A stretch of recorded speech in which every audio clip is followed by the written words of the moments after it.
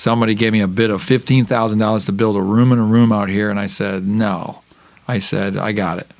Yeah. Let's talk about that. Yeah. So you've built this studio yourself, and you said you told me originally that you had some help from YouTube.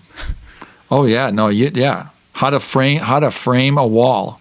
How do you frame with 2x4s a support wall? And everything's on YouTube, as you know. Everything, anything you need. How to fix anything, do anything. So literally in the driveway, I bought lumber, brought it back in my Toyota Camry with the 2x4 sticking out the front window and out the back window, kitty corner, you know, and no nail gun, hammer and nails. Printed out what it took to make a wall, you know, with studs are 16 inches apart with support little 2x4s in between, and made that front wall right there in the driveway. And I had the gardeners help me bring it in, prop it up straight, and get it level. And then I drilled into the floor, holes into the floor to put bolts to anchor it to the floor with a regular drill and a concrete bit. And the concrete's from 1966, really hard.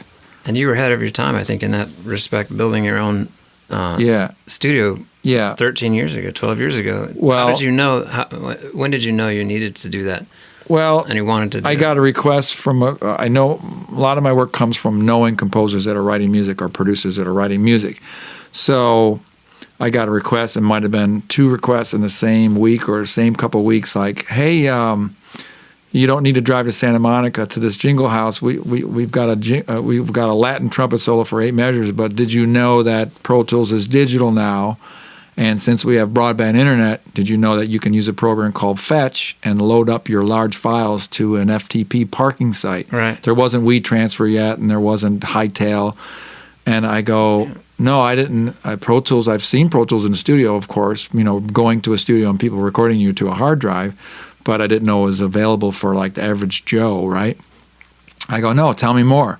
Oh yeah, well, and then, you know, that, and then it comes a couple questions to my cousin, Damon Tedesco, who's a recording engineer. I go, cousin Damon, what do I need to get to record from home? Make me a laundry list of what I need to get. Microphones, Pro Tools, preamp, speakers, and some sound deadening. And $7,700 later, I was on my way. That was over 13 years ago, I think, going on 14 years.